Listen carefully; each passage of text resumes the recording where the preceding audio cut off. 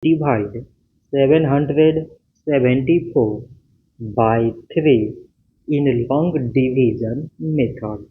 3 times 2 is 6. On subtracting, we get 1.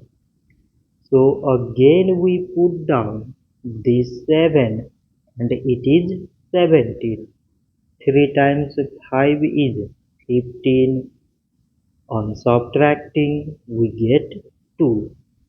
So now we put down this 4 and it is 24. So 3 times 8 is 24. On subtracting, we get Z. So 774 divided by 3 is 258. So this much for today and thanks for watching.